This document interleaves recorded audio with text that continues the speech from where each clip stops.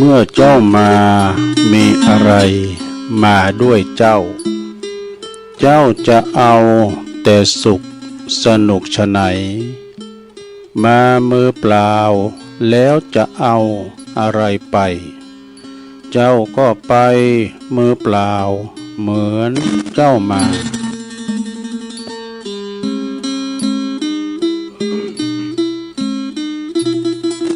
ก็ขอความนอบน้อมแด่พระรัตนตรัยอันมีพระพุทธพระธรรมพระสงฆ์เป็นสรณะที่พึ่งกราบแนบไต่ไหวสาถวายความเคารพมายังครูบาอาจารย์พระมหาเถรานุเถระท่านเจ้าคณะพระสังฆาธิการพระภิกษุสามเณรเจ้าจุโตนจุองค์กูวัดวาอารามพร้อมถึงสำนักที่พักสงฆ์ตัวเด้อ ก็ขอเจริญปอนมายังบรรดาปอออกไม่ออกศรัทธาสาธุชนนักศีลนักบุญคนดีทั้งหลายบ่ายมาวันนี้ก็มาฟังรายการสารธรรมยามแรงยามบ่ายซึ่งก็ตามปกตินี่ก็จะเป็นรายการของพระอาจารย์เน้นหลักปัญโยนันเนอร์กับน้องเจเปิ้นจะมาออกรายการในวันอังคารตอนบ่าย3 โมงวันนี้เนื่องจากว่าเปิ้นนั้นต่างงานเจ้าหน้าที่คุณคุมเปิ้นบ่อยู่ติดงานเหมือนกันพระอาจารย์เน้นหลักเปิ้นก็เสียดายเปิ้นก็เลยมอบหมายถวายเวลาตัวลุงบริหารเวลาเต้นไปกันเด้ออีน่ะตัวลุงก็มาเข้ารายการวันนี้ก็จะมาจ้าไปหน่อยเพราะว่าอินเทอร์เน็ตมันของตัวลุงบัดเสถียรกันเนี่ยกะมาจ้าไปหน่อยก่อนไปยังแต่ก็มาถึงแล้วขอขอบคุณสถานีวิทยุคืนบุญต่างๆที่เปิ้นรับรายการชงเวลาตั้งแต่15 ถึง 17 นาฬิกาคือบ่าย3 โมงถึง5 โมงขอบคุณสถานีวิทยุคณะสงฆ์อำเภอฝางจังหวัดเชียงใหม่ FM 100.25 เมกะเฮิรตซ์เมืองฝางปุ่นขอบคุณสถานีวิทยุคลื่นพระพุทธศาสนาการศึกษาและวัฒนธรรมวัดฝายหินFM 104.50 เมกะเฮิรตซ์ขอบคุณสถานีวิทยุมนต์เสียงธรรมวัดบุพารามอำเภอแม่แจ่ม FM 106.25 เมกะเฮิรตซ์และขอบคุณสถานีวิทยุวิทยาลัยสงฆ์นครลำปางวัดบุญญาวาสวิหาร FM 106.50 เมกะเฮิรตซ์อันนี้เปิ้นก็แล้วก็ทั้งคืนเนี่ยก็สถานีวิทยุปุ่นแม่แตงปุ่นสถานีวิทยุเมืองกายเมืองกายก็เปิ้นหับลิงสัญญาณไปส่งเวลาตอนบ่ายวันนี้สถาก็มาฟังรายการแดดก็ฮ้อนวันนี้มีข้าวฝุ่นทั้งใดเหมาะอันจะตกวันใดยามใดก็ปล่อยมันก่อนปีนี่เอาให้กำมาให้แต่ก็ปรากฏว่าที่อื่นที่ไกลนี่มีตึงลมตึงฝนที่เปิ้นประสบกันก็อันแต่ก็บ่ค่าได้มเก่ามีวาตภัยทำความเสียหายบ้านจองหอเฮิรนบ้านตังไม้ฮักละกูดโซนเกษตรกรรมลำไยมงประกอบลุนก็ก็อินดูบนนอกเกษตรกรขอตกดีตรงงามฝุ่นลุ่มนี่มันจะมาปิ้นหอมสะท่ามันจะมาปิ้นหอมไผ่หอมมันเหมือนฝุ่นเวลามันตกเนี่ยมันจะกระจายโถไปมันตกปิ้นหย่อมตกปุ่นหน่อยตกพี่หน่อยเรียกว่าฝุ่นตกบักไข่ใบใหม่จะแต่หลายปิ้งตกแต่ตัวว่าข้ามปิ้งมามีสักน้อยอีกก็มีสะท่าเหมือนเปิ้นปันขีดปันเด่นกันนี่แต่อย่างได้ก็ตามมาถึงเวลามาถึงตกสะท่าถึงเวลามาถึงตกก็มันตกเสียได้มีจ้างปัจจัยนาเคียนของพระเวสสันดร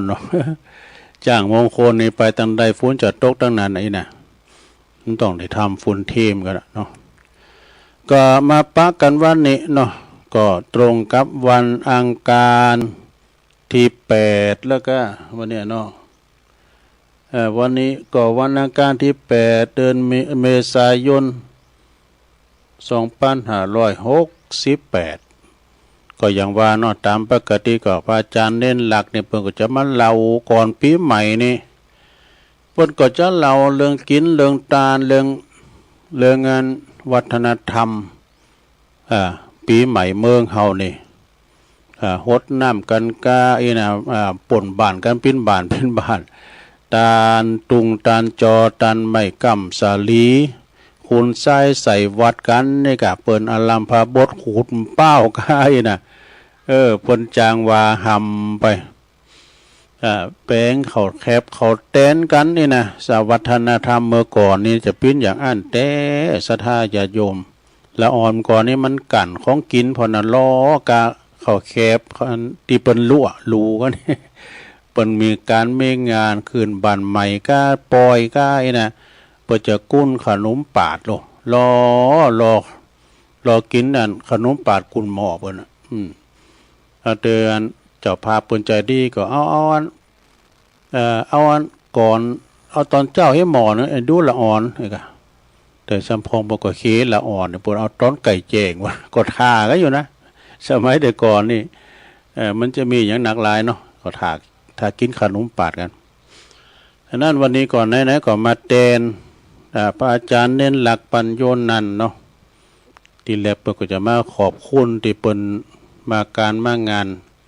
โดยก็มาทำบุญการงานที่ผ่านมานี่งานวันที่เปิ้นนั้นส่งน้ำพระธาตุเจดีย์พบโชคทวีสันเมืองแล้วก็เปิ้นก็สวดมนต์ตานโอ้ยศักดิ์สิทธิ์แต่ก็คุณก็มาหนักมาหลายพิธีการ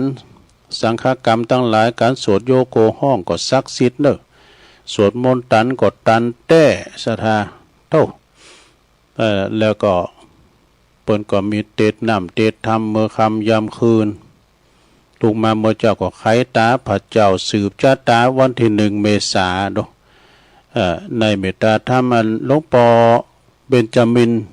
ก็เป็นเก้าเป็นก้านอยู่หันเหมือนกันนะเปิ้นเตดเปิ้นสวดก็เก่งเนอะ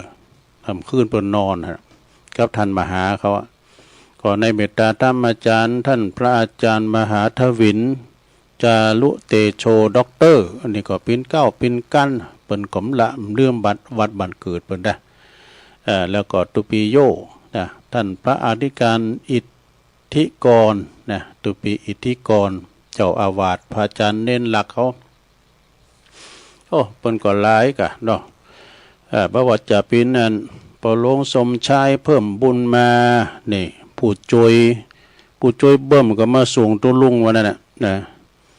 ผู้จอยโอนไปส่งนักเลนวันนั้นจะฮือก่อมที่ก็เพิ่นก็มีงานโบสถ์ที่วัดโดยโบสถ์เน้นหมู่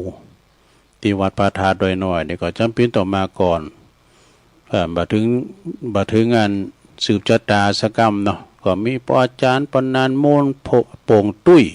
ปลามลัดปลามลินก็เนี่ยเอาการเอางานแต่ปีนานพ้นโคศกนะแล้วก็ตั้งปหมอวัชระอุทามโมอย่างวันนั้นก็มีน้องเบลก็ไปช่วยงานประชาสัมพันธ์โดยปีนาน7 สีในปินลักเด้อปีนาน7 สีปีนานอินสมเตปินเปิ้นจางอู่จางชามาถึง2 ภาคเมื่อคืนก็มาภาคสืบชะตาก็มาก็ยินดีเนอะในนามของพระอาจารย์เน้นหลักก็ตัวแทนตุลุงก็ขอบคุณต่างท่านพระอาจารย์เน้นหลักของคณะศรัทธาสันเมืองเด้อที่เปิ้นมากินมาทานกันเนาะวันนี้ก็มาแตนเปิ้นก็เลยยกเอาอันนี้มาเนาะศรัทธาญาติโยมมาปินธรรมมาขอคิดให้ศรัทธาได้ฟังกันเนาะก่อนอื่นก็เอาเรื่องกล้วยไว้ก่อนเรื่องกล้วยเรื่องโยกวันนี้ก็ฟังซ้ำกันไปพี่น้องตังแม่แตงเบิ่มเคยได้ฟังสุมาเด้อเรื่องขี่โจมขี่บนขี่ลักขี่โจกขี่ข้านมินิหมดนะจะพิจารใดก็ ศรัทธาต่างหลายก็ฟังถ้าฟังแล้วก็ฟังซ้ำแถมที่เปิ่มได้ฟังก็ฟังต่อไปพี่น้องทางแม่แตงเนาะเอาฟังเรื่องกล้วยก่อนเนาะถึงเรื่องความปิ้นมีความประโยชน์จันนะมีเรื่องกล้วยเอากล้วยมาให้กำกล้วยโยกนี่นะสดาญาโยมมีสิบประคุณหลายอย่างเด้อหน่วยมันเฮาก็เอามากินได้ไปพอหอมก่อนนี่เกิดมาปุ๊บเนี่ยนะก็กินข้าวกับกล้วยนะดูเนาะเพิ่นก็มาข้าวกับกล้วยนะกินกล้วยนี่ดีหลายอย่างกล้วยนี่เอามาแกงก็ได้กล้วยโยกนี่นะโหกล้วยเนาเนี่ยเอามาใส่เฮื่อนมาจะดีแหละโลใส่เฮื่อนมาก็ไอ้นะโอ้3 วัน4 วันบ่โดนคูณหมายปูละกาบกล้วยก็เอามาแป้งได้หลายอย่าง ถ้ามีการไม่งานเราไปทำปอจานเนาะทำปอลามก็ไปแป้งงานสัตว์โตงเนี่ยเอากาบกล้วยมาฮักปุ่นไม่เสียบก็ได้เป็นสัตว์โตงละเป็นสัตว์โตงละเนี่ยแล้วก็แป้งเต่าตังสีก็ตัดเป็นกล่อมนี่ก็ไม่แต่งหันแต่นี่ก็เดียวเป็นเต่าตังสีแล้วแต่เอาจอเขาปักก้ามนั่นก็เอามาแกงก่อนลำที่ดีไปกว่านั้นแถมเปิ้นเอามาแป้งตุ่นผ้าป่าตุ่นป่านี่ก็ดีแต่เนอะมันง่ายมันปักง่ายแล้วตุ่นข่าหัวแป้งนั่นอยู่นะแต่ว่าอันตุ่นป่าเนี่ยตัดตุ่นกล้วยไม้แล้วเป็นแป้งกุมมาเนี่ยกุมตรงที่เห็นมันตั้งนี่นะเอากุมอย่างไรก็เอาทรายก็ใส่ทั้งเหลืองก็เอากล้วยก็จอมมากะไอ้กะเนาะปักตุ่นกล้วยอันนี้เอามาปิ้นตุ่นป่าปักแบง แล้วก็เปิ้นมาเต็กกลุ่มห้องกาเนี่ยเปิ้นจัดหวานเก่าเข่ากาเนี่ยนะเปิ้นถึงมันเป่งได้เอาขอซับก่อนลากว่านี้นี่แล้วก็ได้ใจหลายอย่างสำหรับเอาตองมันเนี่ยเอามาหนีดดูตองกล้วยแห้งนึงก่อนนี่ดูบ่ดีนะตองกล้วย โอ้มันมีสรรพคุณหลายอย่างนะกล้วยเนี่ยเป็นอาหารลิงก็ได้อาหารคนก็ได้นะสำหรับกล้วย ในว่าเมื่อมาแล้วสดาญาโยมทั้งหลายเนาะตัวลุงก็ยิบเอาหนังสือที่เปิ้นเขียนลิ่นนี่นะของเมตตาบารมีธรรม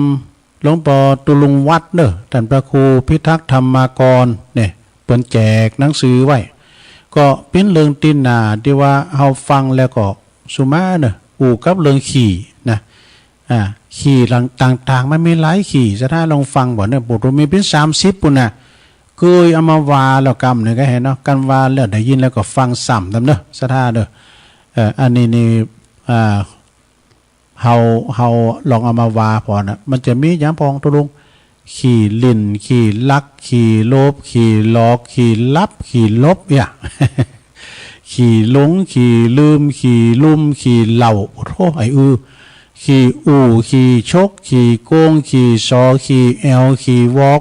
สุมาเด้อขี่ติขี่วาขี่จิขี่จูดดูขี่ฟินขี่ยาขี่จุ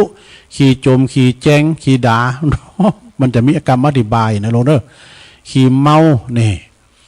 แล้วก็ยังมีอย่างหลายแถมอยู่เด้อขี่ข้านนี่ขี่โคดขี่อ่างขี่อวดขี่อ่อนขี่โอขี่ยืมขี่ขอดูโอ้หลายนะโลเด้อ ขี่โมนี่นะตั้งทันพระครูปนว่าขี่ตั้งร้านนี่มันนึกพอแล้วนี่ก็บ่ใครดีนะขี่ตั้งร้านต่างๆนี่เนาะนะมีหลายๆอย่างทุกอย่างที่กล่าวมานี่เป็นขี่ตีบดีทางนั่นวะนะขี่ตีบางตีขี่บางอย่างนี่พอที่จะแก้ไขได้เนอะแต่บางอย่างก็บ่สามารถที่จะแก้ไขได้เช่นว่าขี่ที่หนึ่งขี้เล่นนี่ขี้เล่นนี่นะมี2 ลักษณะเนอะคือขี้เล่นการพนันหนึ่งแล้วก็เล่นตลกขนองเล่นทำเล่นเป็นต้นเนาะนี่การขี่การพนันนี่นักเกเหมือนกันนะลงขี่การพนันในเปิ้นว่าก็พอที่จะมีทางแก้ไขได้อยู่ในเมื่อเล่นแล้วเฮาได้คำหนึ่งถึงโตดแล้วก็ประสบกับความหายนะนะของตนเองก็จะสามารถที่จะลดละเลิกไปได้นะครับนี่ฮะถึงหลินทำซ้ำแล้วบ่เฮ้ยนะเหตุการณ์ในโหดำโหดแดงเนี่ยเอามาหม่อมแจเข้าไปในเรื่องที่บ่อนนะหมดเนี่ยนะหลินทำซ้ำแล้ว ถึงวันที่หนึ่งก็เอาอยู่ อันนี้เป็นการหลินการผันนันในสถานเนาะการผันนันนี่บัดนี้สักอย่างตัวลุงทองบนวาดก็ต้องหลินได้นี่มีอย่างเดียวนะยื้อโกง วงการผันนันเนี่ยมันจะมีการโกงกันในหลวงเนอะนะเอามองให้มันดีนะเอามากำหังกำมีเขานั่นน่ะเนาะเอาข้อที่สองนะลินตลกขันนองนี่ก็เป็นนิสัยของคุณบางคนที่บ่ตีซึ่งเมียนปกติลาเริงนะคือเป็นคุณบ่เขตบ่ถือเป็นจริงเป็นจังในเรื่องนั้นๆอุปนิสัยก็สอบตลกขันนองไปนะมีความบ่มีความตุกอยู่ในใจก็บ่ค่อยจะมีตดยั้งหนักนั่นแล้วก็หากว่าผู้อื่นเข้าใจเปิ้นนี่นะเนาะมันขี้ลิ้นขี้ตลก เอาข้อที่สองขี้ลักขโมยในเน็ตเนอะสถานขี้ลักขโมยเนี่ยมันค่อยดีนะเน็ตเดียวตั้งดีพุ่นน่ะขี้ลักขี้ขโมยมันหนึ่งในศีลหาเนาะขี้ลักนี่อย่างนั้นมุสาก็ไม่ใช่ก็ขอใดเด็กหญิงวนตอบสิขี้ลักเนี่ยอยู่ในข้อใด ขี้ลักขี้ขโมยขี้ประเภทนี้อันตรายสถานอันตรายอย่างใดมีโตถึงติดขอกติดตารางเด้อนะมันจะลักดูมันติดมือมามันได้นี่ มันเทงเมื่อคืนนะได้เอาของกลางมันกำไว้แล้วหากเป็นปกตินิสัยบ่สามารถจะเลือกได้นะมันเป็นนิสัยมาขีมเม็ดคำว่าเม็ดเนี่ยเข้าใจหรอเม็ดเนี่ยมันคือว่าหลักหลักเม็ดออกมาเนี่ยนับเป็นอันตรายอย่างยิ่งแต่หากว่าปัจจัยเป็นอุปนิสัยปัจจัยอุปนิสัยหรือว่าเรียกว่าสันดานเดิมเนาะมีเหตุหรือว่ามีความจำเป็นหรือว่าพักโพกปนลากไปบ่เอาไปขโมยบ้านนั้นบ้านเศรษฐีเนี่ยนะก็สามารถที่จะแก้ไขได้คือว่าใจเปิ้นไปทางขโมยแต่ว่าพักโพกลากไปด้วยกันแบบเป็นพิกูกันเนี่ยจำใจต้องไปเนาะอันนี้เรื่องขี้ขโมยขี้ลักขี้ขโมยนะขโมยเขาขโมยของเดี๋ยวนี้ขโมยขโจรหนักเนอะลงเนอะมีมยังเฮยังหายไปเอาไว้เฮเนอะเพราะว่าบ้านกันเมืองยากนะเขาของเงินคำให้เข็มก่อนละมัดระวังยิงว่าเปิ้นมาขายโคกาขายโคแปะอีนะไปมาเจอไปเอานะลงเนอะว่ายุคนี้สมัยนี้นะอันนั้นไม่หลวงอันเนี่ยอันหลานเอาสบู่มาขายหอมละเราดมหมดแล้วดมสูก็ได้ยุบยับด้วยนะสลบไปเลยนะมียาสลบลูกตอนนั้นมันก็ยกเอากะต่อไปข้อที่สามขี้โลภเนอะอันนี้ก็นักแก่เหมือนกันเนอะขี้โลภนี่นะขี้โลภนี่เป็นขี้ประจำสันดานเป็นนิสัยหรือว่านิสัยเนอะของผู้ที่เหนียวแน่นหนาโดยกิเลสนะเนี่ยคือมีตัณหาความอยากเป็นปกติถึงจะเป็นคุณลำรวยเงินทองก็ตามก่อนเลิกบ้าใดมันเป็นอุปนิสัยสันดานมันมาอย่างนั้นนะแม่ว่าจะเลิกก็ไม่ได้เพราะต้องมันอบรมนี่มันอบรมบ่อยๆมันเขาวัดเขาว่า ถึงจะดีนะเนาะขี้โลภในโลภตาจังในบดีหรือซะนะบางพองก็โลภคันนาโลภแต่นาโลภตีโลภหุนโลภเขาคล้องเงินคำเพื่อนี่นะใครดีโลภตีโลภต่างนี่ก็ไม่ได้นะเอาต่อไปขี่หลอกข้อที่สี่เนี่ยขี่หลอกนะขี่หลอกนี่ก็หมายถึงหาความจริงบ่มีสำหรับขี่ประเภทนี้เนอะมันหลอกโลงตุ่มตุนเปิ้นน่ะหลอกให้เขาดีใจหลอกให้เขาเสียใจหลอกให้เขาเจอเนี่ยหลอกให้เขาเจอจนว่าเปิ้นเสียใจก็ได้หรือว่าดีใจก็ได้เขาลักษณะนี้ว่าพูดเท็จนะชอบต้มตุนอันนี้ก็18มงกุฎกาเนาะเช่นว่าเป็นอันตรายเช่นกันนี่ขี้เล่นชนิดนี้เป็นอันตรายเหมือนกันเนาะต่อไปขีดลับนี่มันในขีดลับแล้วแต่ขีดลับในห้องไก่ข้อที่ห้านี่ขีดลับเนอะใช่ไหมขีดลับในภาษาธรรมะเปิ้นเรียกว่าถูกนิวรณ์คือถินนมิตะครอบงำเนอะมีนิสัยอันเป็นนิสัยของแต่ละคนนะซึ่งบางคนนั้นก็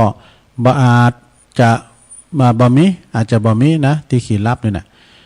บางคนก็มันงงเงาเฮานอนมีสาเหตุหลายประการเหมือนกันเนอะอันที่งงเงาเฮานอนนี่นะว่าเปิดว่าตัว บางคนกินแล้วเนี่ยกินข้าวต้องอิ่มแล้วไอ้น่ะเอาท้องอืดนะก็ทำให้เงาลับอีกก็มีว่ะเนี่ยเงาลับดังตีเปิ้นกล่าวไว้ว่า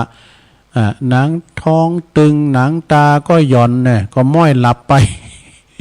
บางคนนั่นก็ไปทำการทำงานดึกดื่นเนี่ยก็หันใจเปิ้นเอาเปิ้นกะเมื่อคืนเนี่ยบางก็งงเงาเฮานอนกันก็ทำให้เกิดความงงเงาเฮานอนเป็นกิเลสอีกประเภทหนึ่งเด้อเปิ้นว่านะอันนี้ขีลับเนี่ยเปิ้นบ่ฮือทำการอย่างที่เป็นจักรกลอย่างต่างๆนะไปเลอไม้ก้ามจักรดิมได้อันตรายนะเดี๋ยวนิ้วมือปุ๊ดนะเนาะขับรถนี่เปิ้นจะมือขับง่วงหลับอย่าขับไม่ใช่ประมาณนะเปิ้นว่าคือง่วงหลับง่วงให้หลับนะจอดรถให้รับไว้ก่อนที่จะเป็นอันตรายถ้าจอดรถก็ไปจอดที่ปั๊มน้ำมันก้าที่โรงพักใกล้เนี่ยไปจอดไปเลยก็ไม่ได้เนาะต่อไปขอที่6ลงให้ขีดลบนี่ขีดลบอันนี้ลบการลบงานนั่นแหละอันนี้มันมาล้อมแหลมประมาณวันนี้มากะจับกันเวลาเปิ้นเล่งข่าวก็มาไอ้สมคันนี้ก็เวลาเปิ้นยายการก็หายหัวไปน่ะมันมาขีดลบเรียกว่าลบหนี้ลบสินบองกาลบอาญาแผ่นดินลบการสวดมนต์ทำวัดนี่ มันจะมีโลเนาะเราอ่อนเริ่มก่อนมันพระหลายเนาะท่านหมอมันมาเนี่ยมันดึงมาปุ้นมันแต่มาก็หิมเป็นวันตาขี่ลบสวดมนต์นี่นะลบหงหำหงเฮนมาถึงขาดความรับผิดชอบเนอะอันนี้นะเพราะว่าไม่มีความมั่นใจไม่มีความเชื่อมั่นในตนเองเนี่ยขี่ลบในบดีเนอะหมายความว่าเปิ้นมีการไม่งานก็ไปเวลาเนี้ยก็เปิ้นใจก็ง่ายเนาะต่อไปข้อที่7ขี่หลงเนี่ยขี่หลงนี่เป็นลักษณะของการขาดศรัทธาความเจอประเภทนี้มักจะถูกหลอกเอาง่ายๆปุ๊ดโอ้ก็มึงเขาไม่พอเปิ้นขูด ก็ปีกล้วยออกอัน100 วีน่ะก็ไปนี่ไปไหวนี่ปุ๊ดครูบ้านน้อยเกิดปุ๊ด ไปปัดปั่นกันไปนี่นะอันนี้ประเภทนี้ว่าถูกหลอกเอาง่ายๆนะต่อไปข้อที่8นะขี้ลืม ขี้ลืมเนี่ยมันว่าเปิ้นว่าตัวมันขี้ลืมนะถ้าเดินตัวลุกจากปุ่นนะห้องใหม่ปุ่นนะจะมาสถานีไปนะกึดปุ่นได้ละได้มาถึงพี่ลืมไหมลืมแล้วยึดปีกไปต่อต่างลักได้ใหม่มาใหม่ อันขี้ลืมเนี่ยมันถึงลืมนะสะได้ญาติโยมอะไรท่านเดินบนมาถามว่าตัวลง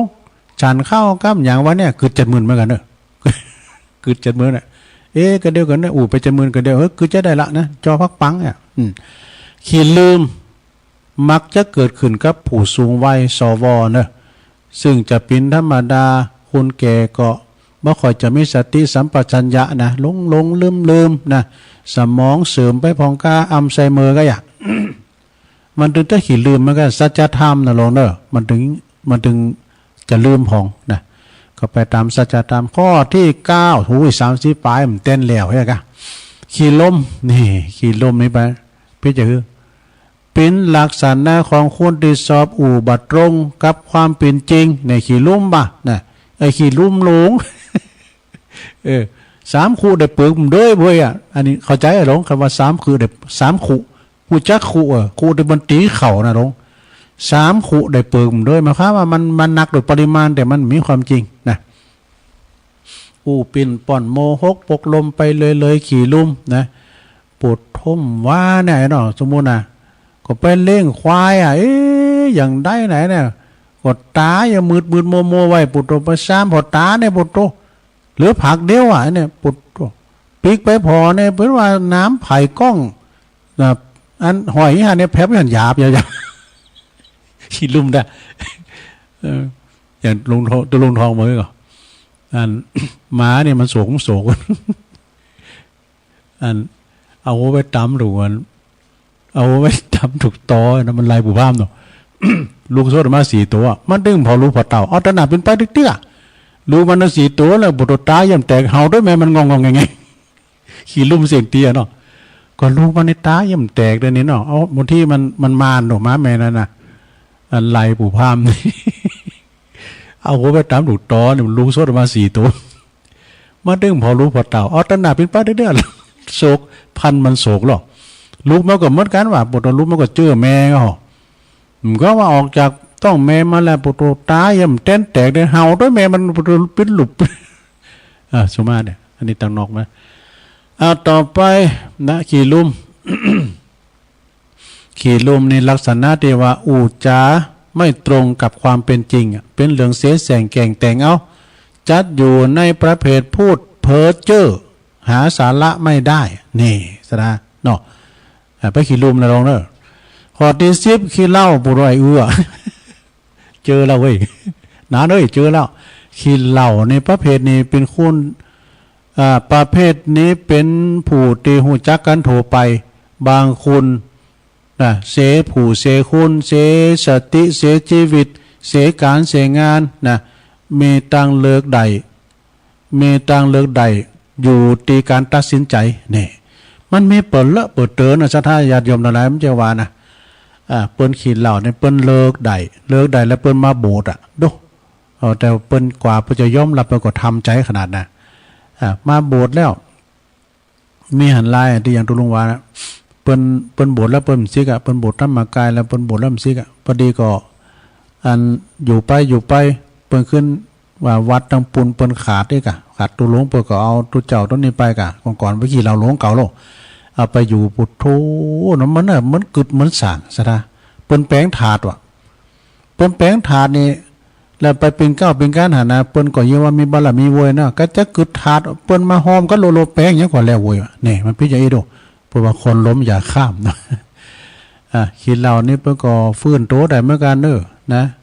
แล้วเปิ้นมีคำกรลุงนั้นเนี่ยเขียนมาตุลุงลืมมาแล้วก็อันสุราเมรัยใช่น้ำเปล่าอย่ามัวเมาดื่มเล่นเช่นน้ำฝนไม่ว่าเหล้าหรือเบียร์พาเสียคนประสบผลกับความชั่วมัวหมองใจเนี่ยหมดนะ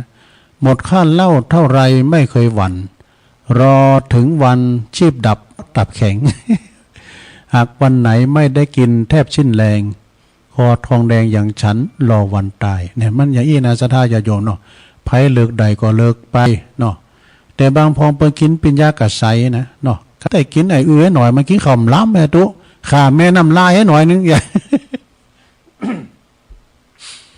เป็นว่ามีตัวทุกอย่างในธรรมนะในหนังสือหนักธรรมบอกว่าอันสุราเมลัยภัยเสพติดพาชีวิตมืดมนจนฉิบหาย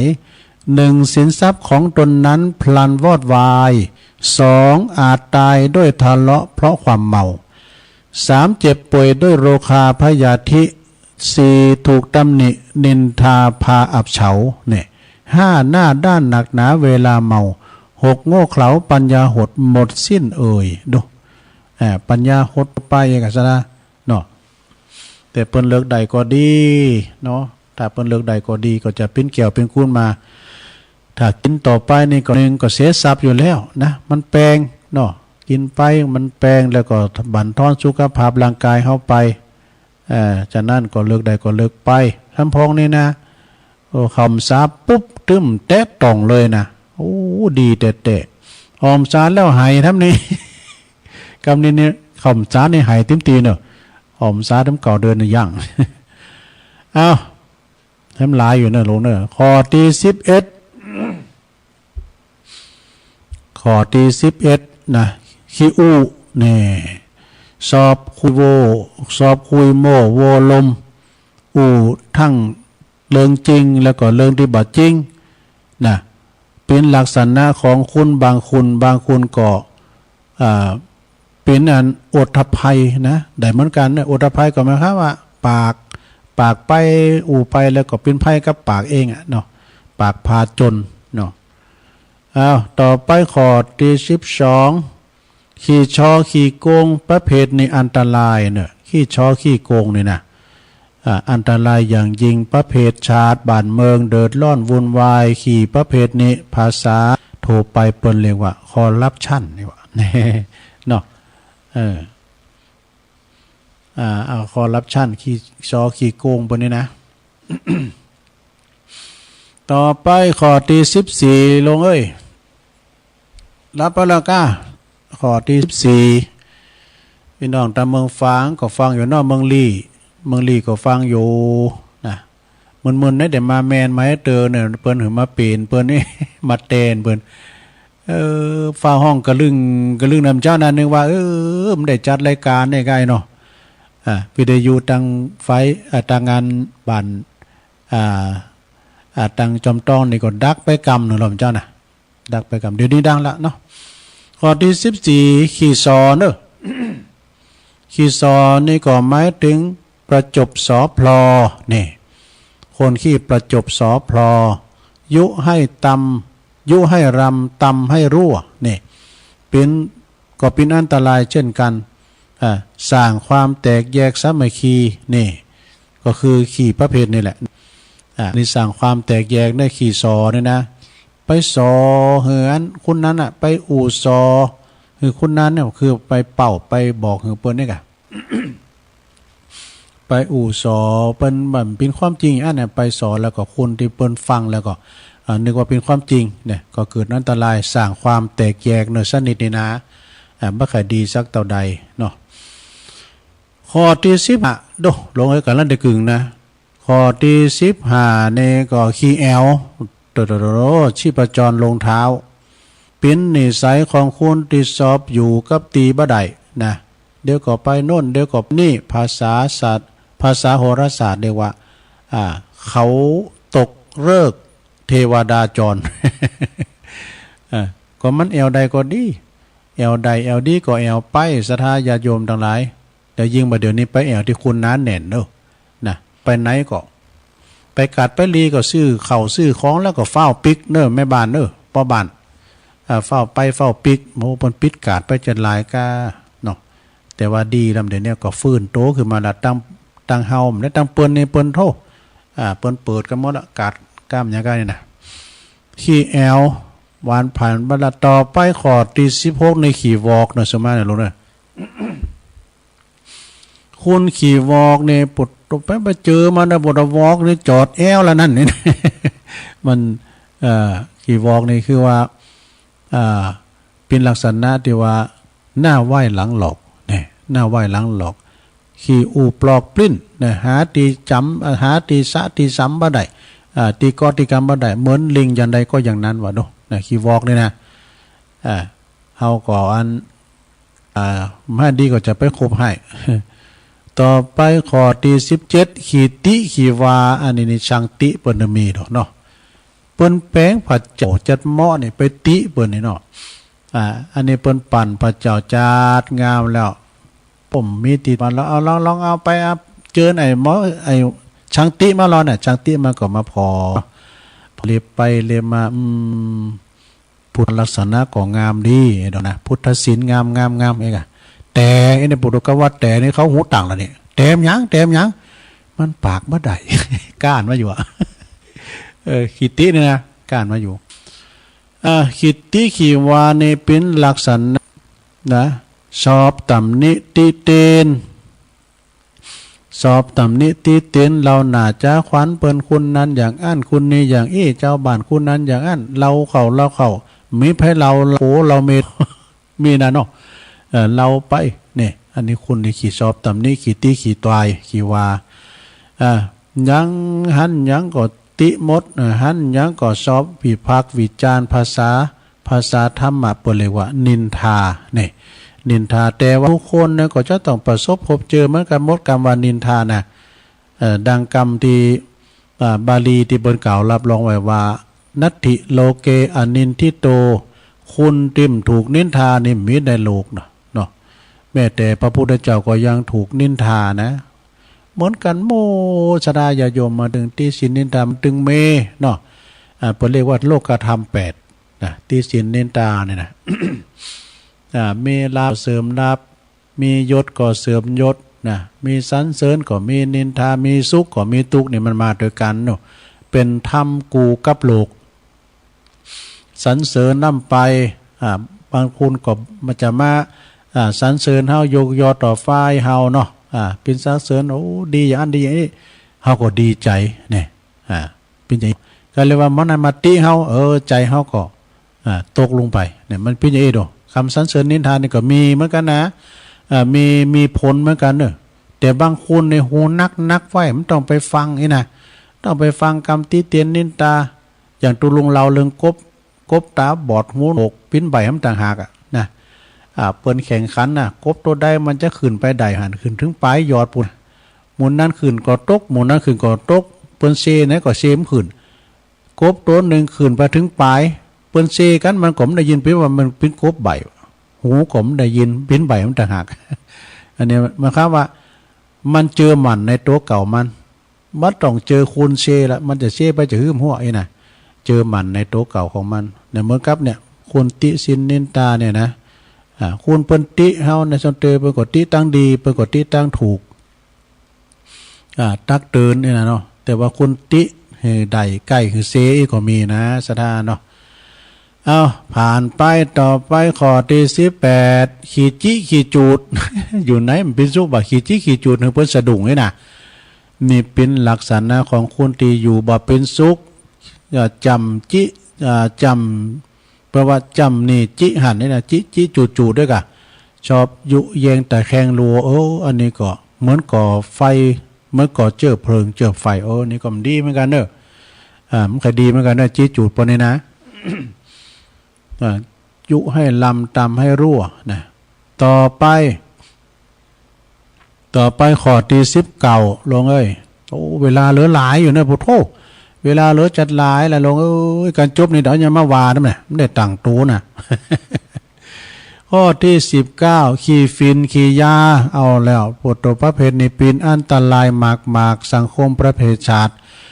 เดินล่อนก็ควรประเภทนี้นะขี่ฟินขี่ยาเนาะ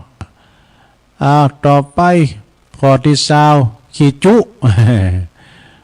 ขี่จุมาน้อยขึ้นด้อยนะเนาะจุเปิ้นให้เสใบเสของขี่จุในมุสาเนาะขี่จุหนึ่งในข้อ5เนาะข้อมุสาขี่จุเปิ้นตกเบเสของเนี่ยนะหมายถึงมีนิสัยบ่ตรงกับความเป็นจริง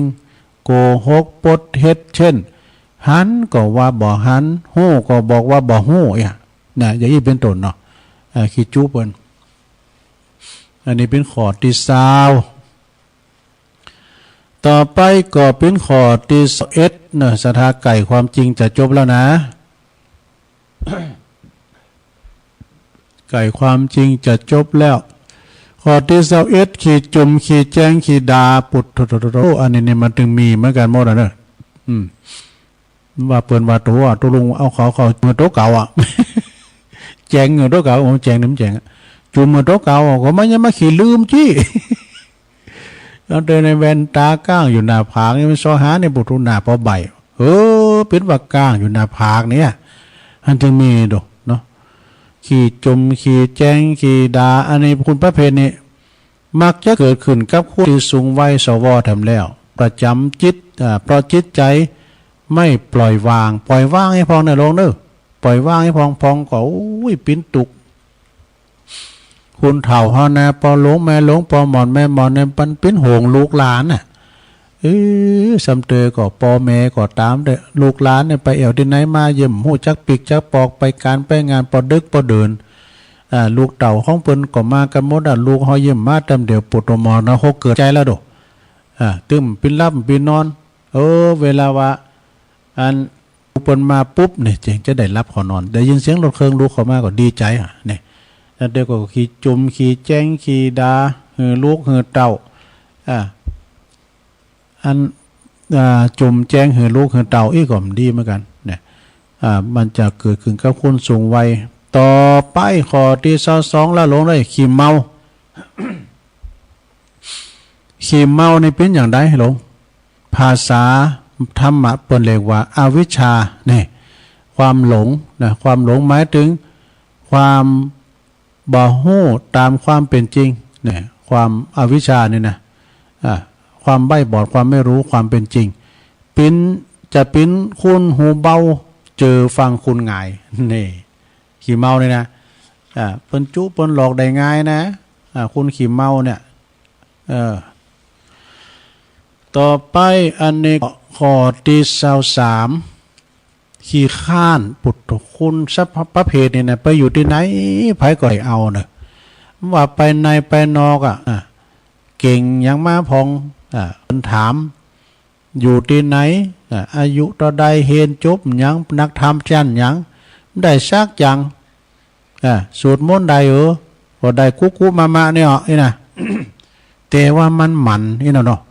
ลูกม้ามจะไม่กวาดในหินไปปีนั้นเบี้ยนั้นมันกวาดวัดกว่าตัวอย่างเนี่ยปฏิบัติปูจานะถึงแม้ว่ามันได้กรรมอย่างแต่ว่าก็ตามเด้อ ไม่หลวงก็ว่าแม่ก็จะไปอันนอนวัดทำได้อย่างในตัวนะ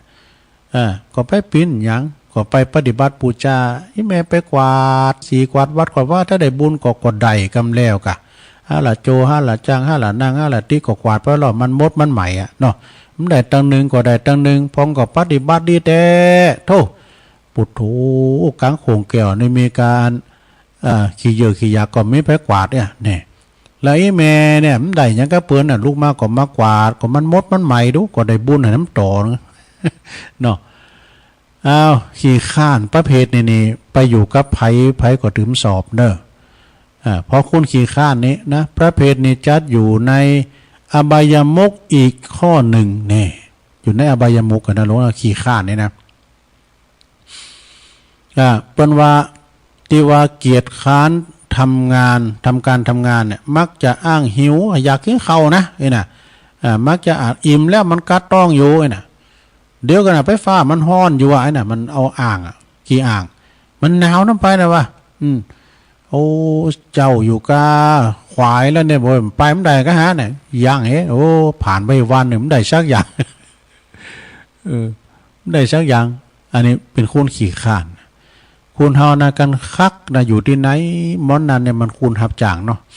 หับจ่างขึ้นลำใจกันยังไงเนี่ยปุถุมันดึงงานมันดึงเข่าตลอดเพราะว่าเปิ้นหันน้ำการมันเนี่ย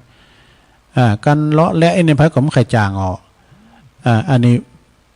ประเภทคุณขี้ข้านเนอะไปอยู่ที่ไหนเปิดว่าอยู่บ้านท่านอย่านิ่งดูดายปั้นวัวปั้นควายให้ลูกท่านเล่น แล้วก็ข้อที่ต่อไปเลยเนาะข้อที่24ขี้โคตรปุดตัวโกรธวงเล็บโกรธ ขี่ประเภทในซ้ำหายเนอะสถานในคนขี่โคตรนี่นะดีอย่างเดียวตำน้ำพริกอย่างตุลุงทองวานะคนขี่โคตรขี่เกตในประเภทในปุดตัวมักจะฉุนเฉียวเนอะดิ่มที่อันตรายนะอารมณ์โจวูบนะคนขี่โคตรขี่เกตนี่เต้นเนี่ยมันขวางหมดนะสนะเต้นแกนโคกก่อขวางแกนโคก เต้นผ้าเต้นเม็ดมันขวางหมดเนี่ยคนขี่โคตรเนี่ยนะประเภทนี้มักจะไว้ใจบ่ได้ประเภทนี้เป็นคนติดฉุนเฉียวอารมณ์ฉุนเฉียวอยู่เป็นประจำเนี่ยบ่ฮู้จักว่าหืออภัยแก่คนอื่นเลยนี่ยังก็จะขวางหูขวางตาไปหมดเกิดบันดาลโทสะขึ้นมาทันทีก็จะด่าดะไปหมดมันถึงด่ามดด่าปอด่าแม่คุณมันขี่โคตรนะมันพังปากวะหรอกแต่คุณเฒ่าคุณแก่แม่แต่ตุภามันก็ด่านะคุณขี่โคตรนี่นะแล้วก็มักจะอารมณ์ฉุนเฉียวรุนแรงโดยไปไก่มันเด้อคุณขี่โคตรนี่นะ คุณขี่โคตรมักเสียของอย่าเป็นว่าเนาะ ต่อไปข้อที่25ลง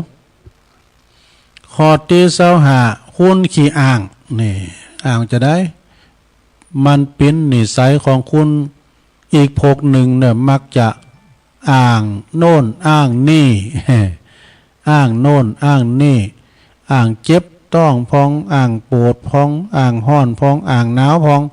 อ่างลูกอ่างหลานนี่อ่างไปเสียทุกอย่างนี่แล้วก็แล้วแต่สาเหตุที่จะอ่างอันนี้คุณขี้อ่างนะนี่หล่าเขาก็มาด้วยเนี่ยโอ้หล่าเขาก็ปล่อยแม่เขาก็ปากมองต้องแห้งเดินจีปีใหม่ก็มัดตานก็เข่า หำบะนี้ก่อนลูกเต่าเราลัดเปิ้นมาตานก็เข่าเปิ้นลูกกรุงเทพกรุงนามาเปิ้นเอาสตุ้งสตามาหือปอหือแม่ไหนอีหล่าเขาอย่ามาเนี่ยขี้อ่างขี้อวดต่อไปขอดี26เลยลงเอ้ย ขี้อวดนะคือเป็นก็เป็นอีกประเภทหนึ่งมักจะโฆษณาอวดอ่างสรรพคุณต่างๆโอ้ยลูกหลานอวดลูกอวดหลานเนี่ยอวดตัวเองอวดว่าเขาได้ทำการทำงานปุถุเป็นไอเมนกันเนี่ยทำงานอยู่ออฟฟิศโอ้ทำงานโอ้เงินเดือนมัน10,000 ปลายกันเนี่ยล่าเอ็มเขา เงินเดือนมันจะสูงไหนอ่ะเนาะอวดพี่น้องเจ้าบ้านอวดลูกอวดหลานอวดทำงานดีเฮนเก่งก็นะแต่มันดีแต่ก็ดีเหมือนกันนะมันจะว่าสิบคุณมีแล้วมาอวดเรื่องของไข่ปึงเนอะต่อไปข้อที่27ขี้อ้อนนี่เป็นจะได้ขี้อ่อนนะเป็นลักษณะที่อยากให้คนอื่นเอาอกเอาใจนี่เจ็บนิดเจ็บหน่อยก็โตออดอ่อนทำเป็นใหญ่โตเล็กลองความสนใจเนี่ยลงเลยฟังเนอะเจ็บผ่านหน่อยเจ็บนิดหน่อยเล็กลองความสนใจเขาอย่ามาผอยเมย์เอาเมย์ไปหงยุกหงยาเนาะออดอ่อน สั่งความเลืองหน่อยปิ้นเลืองใหญ่ต่อไปข้อที่28เลยทำ3ข้อตึก30ข้อนั่นลงเนอะสุดท้ายนะขี้โอนี่หรอขี้โอนี่ก็มักจะประสบสอพลอเนอะขี้โอนะมักประจบสอพลอเอาใจลูกเอาใจหลานจุนเป่าเสผู้เสคุณก็มีเนี่ยแต่กันเนาะศรัทธาญาติโยมทั้งหลายจะไปตัวใจลูกหลานลำไปก็กันเขาเห็นเก่งก็ดีกะกันเห็นเก่งกันเห็นจบนะสื่อโลเครื่องกันเนอะก็มันเห็นเก่งได้ก็ดีนะแต่บางคนก็ประจบสอพ่อแล้วก็เอาโอใจตัวใจลูกตัวใจหลานเวลาเปิ่นจะเยกันอย่างบางคนเนี่ยซักผ้าซักโคย้ำจางนะเอาว่าขนาดนี้แม้จะเยหือปล่อยเขาเยพองกันเนาะเขาได้ประสบการณ์พองเนาะต่อไปขอลองสุดท้ายขี่ยืมเนาะนี่ขี่ยืมในข้อที่29ขี่ยืมเนี่ยมักจะของใจไม่ซ้อยต่างๆเนาะยืมยังบัดสอบแสวงหาของอุนเดียวเมื่อมีการมีงานก็ไปยืมของเขามาใจโอ้จะจากอย่าไปยืมขอบกมาบ่ะนี่จะฟันใหม่ไปยืมมุ้ยมาบ่ะเนี่ยทั้งตัวมีสักเตอจะเอาอันนั้นอันนี้ก็ยืมเปิดมาเป็นคุณปกติบักเกรงใจคุณอื่นเนอะบักเกรงอกเกรงใจคุณอื่นก็ทั้งเปิ้นมีทั้งตัวก็ต้องมีกะแล้วบางทีก็เป็นตินนักใจกับผู้ที่หือยืมตัวยืมแล้วมันสูงขึ้นอ่ะ ยืมแล้วมันสูงขึ้นอ่ะนั่นปิญญาอันไปนะต่อไปเป็นข้อสุดท้ายข้อที่30นี่ของตุลุงวัดเนอร์นี่นะตุลุงวัดนี่เปิ้นอยู่ปุ้นวัดแม่แจ่มวัดบันแจ่มปุ่นนะพระครูพิทักษ์ธรรมากรเปิ้นแปลงหนังสือมาขอทานเนี่ยลงเนอะอันนี้นะข้อที่30ขี่ขอโอ้นักเกณฑ์คุณขี่ขอนี่นะไปตอนใดก็ขอก่อนนะตุลุงดูดบุหรี่เนาะก่อนสมัยก่อนนะสมัยนะผมว่านั่นเนี่ยมันดูดบุหรี่กับมันยิ่มปั้นมามาขอบุหรี่ยืมต่อร้อยปู่ย่าก็ไม่ได้ยิ้มปั้นเอาไปใจขืนเนาะปู่ย่าไม่เนี่ยมันเลี้ยงควายเอาปู่ย่ามาด้วยปั้นอร่อยข้อที่30นี่ขี่ขอนี่เป็นคุณอีกประเภทหนึ่งนะลงเนอะหันอ่านยังก็ซอบขอมักจะออกปากขอเปิ้นบ้าหือก็ย่างแทบหน่อยเนาะเปิ้นกาขอเขาก็กาหือนะเป็นบางครั้งก็เป็นตีลำคาญของคนอื่นเหมือนกันเนอะเนี่ยการขี่ขอก็ต้องพอพองนะเฮาเปิ้นมาขอเฮาพองเฮาเคยขอเปิ้นการขอกันได้เป็นซี่กันนี่ก็ไปอย่างนะ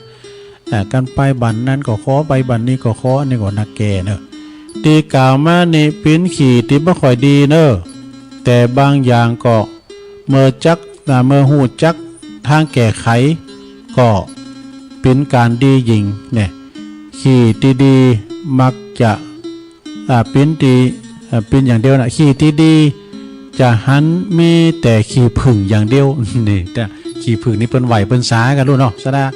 ขี่ผึ่งนี่นะเปิ้นไหวเปิ้นสากันขี่ผึ่งก็ขี่ป๋ากันนี่นะปโร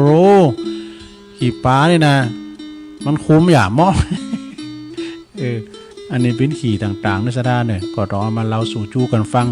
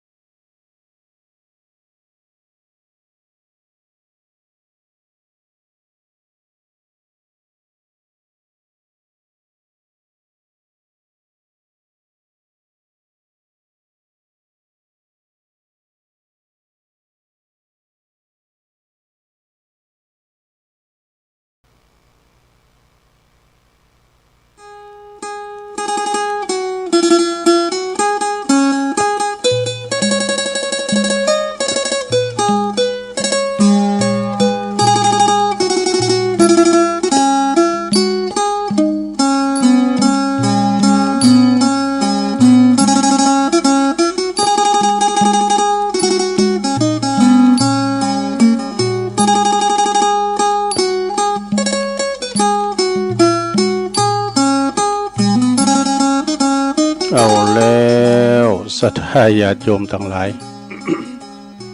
ตัวลุงก็พักเบรกเนาะ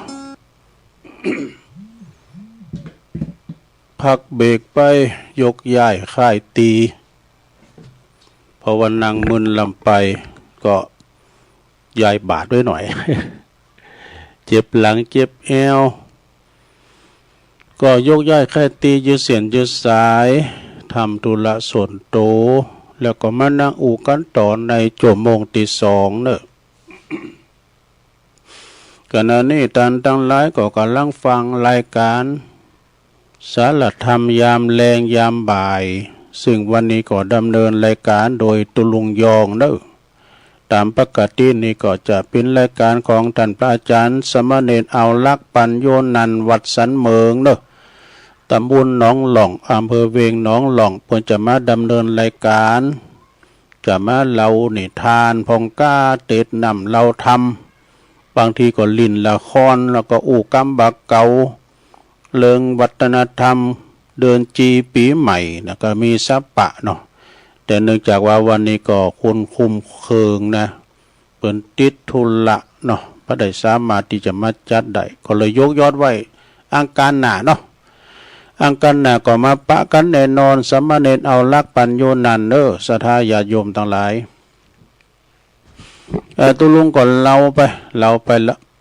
ก็เดี๋ยวก็จะยิบยกเอาเรื่องนี้มาแถมเนี่ยเนาะศรัทธาญาติโยมทั้งหลายปิ้นเรื่องปิ้นเล่าไปแต่ก่อนอื่นนี่ก็ศรัทธาญาติโยมก็จะได้เล่าเรื่องอันนี้กันเนอะศรัทธาปิ้นเรื่องของการในนำในธรรมมันก็นะก็ในธรรมบรรยายเหมือนกันเอามาเล่าสู่จู้กันฟังเราสู่จู้กันฟังศรัทธาญาติโยมในรายการสารธรรมยามแรงยามบ่ายวันนี้เนาะก็เราเรื่องคติธรรมคำสอนขององค์พระบวรสัมมาสัมพุทธเจ้าเนาะแต่มาจี้แจงแสดงอุปมาอุปไมยมวลบรรดาศรัทธาอุบาสกอุบาสิกานะได้สดับรับฟังเพิ่มพูนนะเพิ่มพูนสติปัญญาหู้เข้าอกเข้าใจจึงจะนำจะเรียกว่าใดทั้งบุญทั้งกุศลบุญคือหยังบุญก็คือความสุขความใจดีใจเย็นใจอิ่มเอิบใจเป็นกุศลเหรอก็คือความเฉลียวฉลาดเกิดสติปัญญาหูดีหูชั่วหูจักบาปบุญกุญโตดหูจักประโยชน์แล้วจะประโยชน์สิ่งที่ควรละสิ่งที่ควรเว้นสิ่งที่ควรประพฤติปฏิบัติพิธีกรรมทั้งพุทธศาสนาของเฮาเนี่ยก็ว่ามีงานเนาะเพราะว่างานมงคลงานอาวามงคลจะขึ้นเฮินใหม่กินแขกแต่งงานขาวดำก็จะบ่ละบ่ลืมบ่เว้นไว้ก็จะต้องมีเตดน้ำเตดทำอย่างน้อยกว่า1ผูก1กันเนี่ยเนาะเป็นงานมงคลประกอบจะเจริญจำเริญพระพุทธมนต์สวดมนต์นี่นะ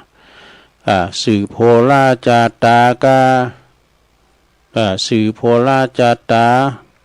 ปัดเคาะเลาะนามต่างๆนี่นะเนาะพออาจารย์บอกว่าจะเว้นตาลไปทำอย่างหนึ่งแต่ว่าเป็นงานมงคลงานคืนเฮินใหม่ก็ดีกินแขกแต่งงานก็ดีนะก็ถ้าเป็นงานเขาดำงานศพงานสาก็จะไปทำอย่างนึงเด้อเตดน้ำเตดทำก็เป็นธรรมตั้งงานเขาดำทำมหาวินบากาทำงานศพทำนิพพานสูตรกาอีน่ะเนาะทำอะไรโพธโลกาก็จะได้นิมนต์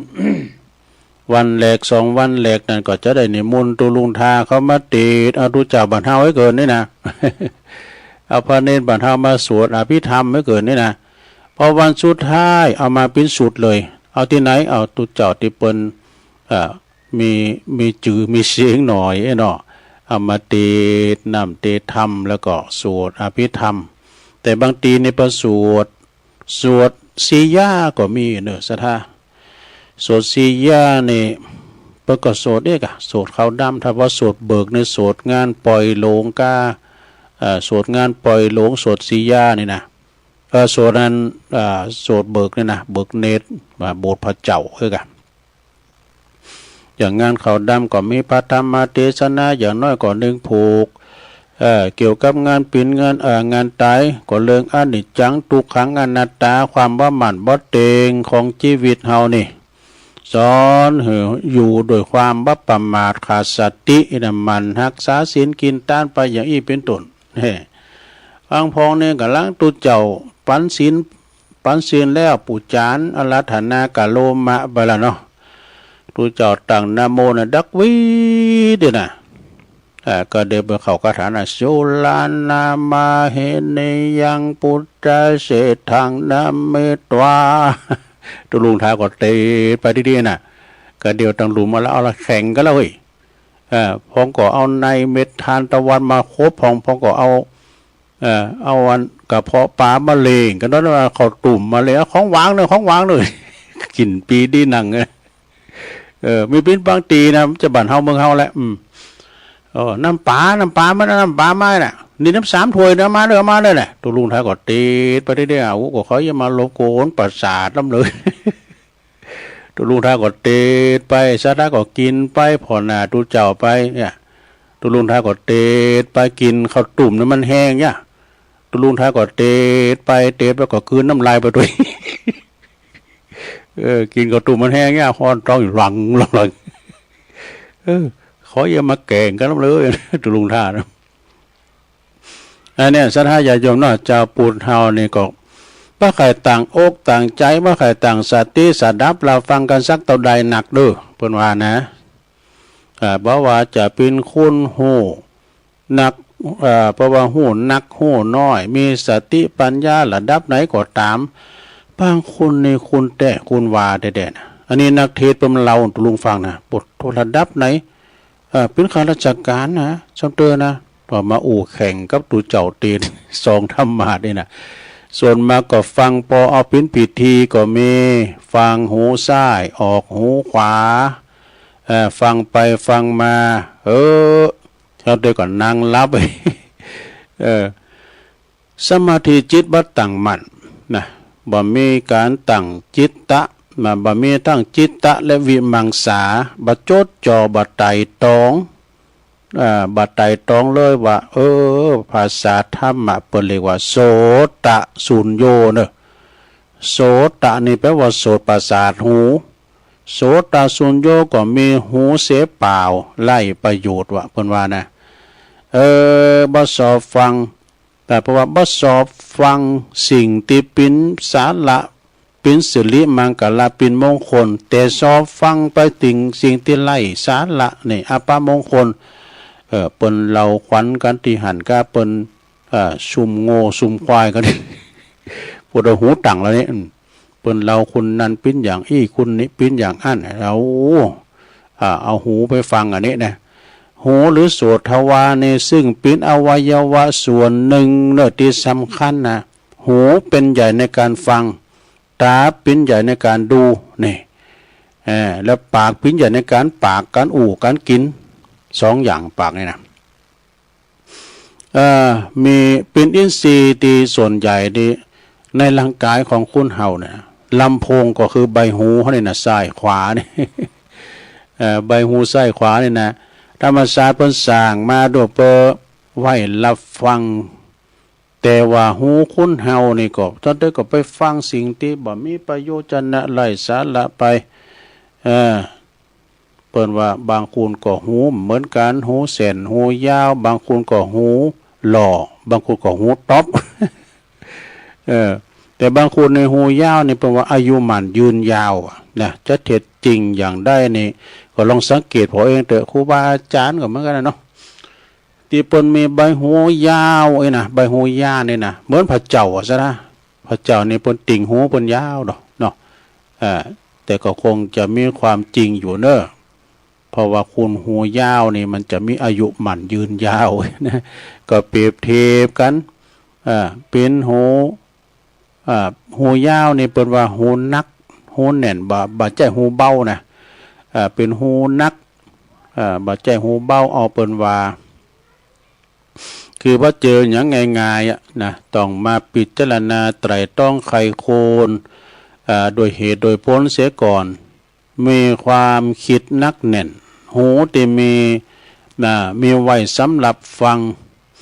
ถ้าว่าประสาทหูดีถ้าหูโหนกก็บ่สามารถหลับฟังและก็ได้ยินได้หูหลับฟังเสียงตีได้ทุกอย่างนะทั้งดีทั้งเรื่องดีทั้งเรื่องชั่วทั้งที่มีประโยชน์นะแล้วก็บ่มีประโยชน์ถ้าฟังสิ่งใดที่มีคุณถ้าฟังสิ่งใดที่บ่มีคุณก็มีโทษนะสิ่งใดที่มีคุณก็ดีแต่ว่าสิ่งใดที่บ่มีคุณก็เป็นโทษทำไมเช่นสาธุชนได้มาฟังเทศน์เนี่ยพอออกไม่ออกพอหลงไม่หลงมาฟังเทศน์ฟังธรรมก็เป็นหูที่มีประโยชน์เนอะสถาเพราะการฟังเนี่ยมันจะให้มันดีนะสถาเนาะการทำฟังดีก็ยอมได้ปัญญาสุสังละพะเตปัญญังนี่นะฟังไปเถอะนะฟังนำฟังธรรมเปิ้นว่าควรรักสอบฟังเพลงนักเลงเปิ้นสอบฟังข่าวคุณติ้มใจบ่าวใจสาวในสุหุมฟังซอคุณหมอกกำเปิ้งกำป้อซอฟังในยายคุณเป็นใครสบายก็ฟังนำฟังธรรมเนี่ยเด้อศรัทธาญาติโยมทั้งหลายการฟังเทศน์ฟังธรรมก่อนนี่แสนอยากเด้อการใครฟังก็ปุ่นไปวัดปุ่นกลางวัดซาก้าหอผ้าหอบโคปกผ้าปกก็ดูก่อนนี้ต้องลงโบสถ์ใหม่นี่ก็ก่อนที่จะขืนเทศน์ธรรมไหมนะคุณเฒ่าวันศีลไปนอนวันศีลนี่หลายต่อไปพอน้อยพอนั้นพอหลงไม่หลงเขาจะร้องเทศน์ธรรมบ่เลยนะเอาธรรมมาเทศน์เขาได้เทศน์ศีลน่ะนี่นะ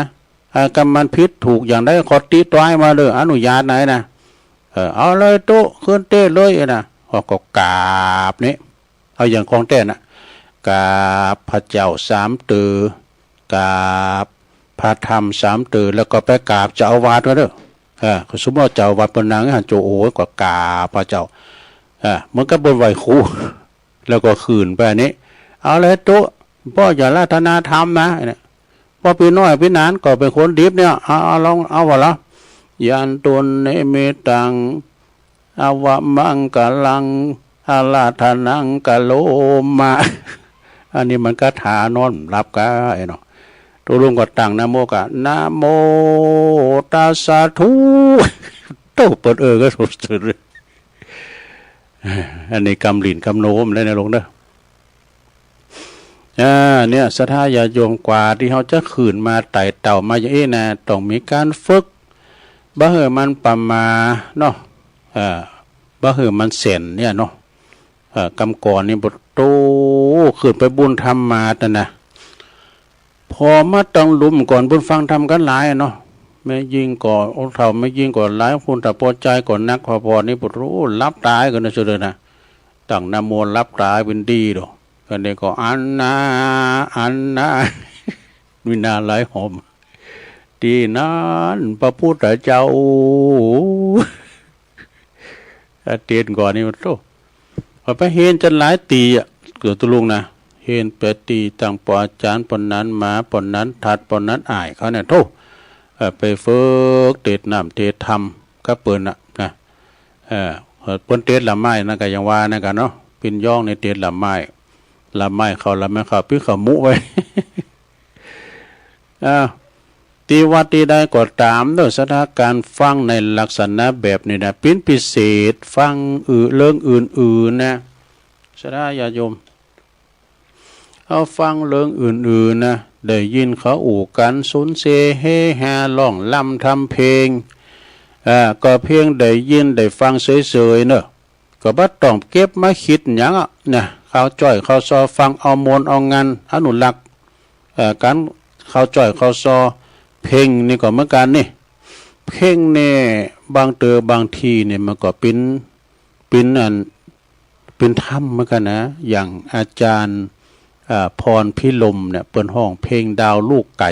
ดาววีไก่น้อยลงโอ้ต้องมาสมัยมนแล้วนะต้องมาสมัยโอ้เป็นละอ่อนแล้วกันเนาะฟังคำก่อนในปุตโตปินดีกัดอกส่วนว่าเป็นนั่น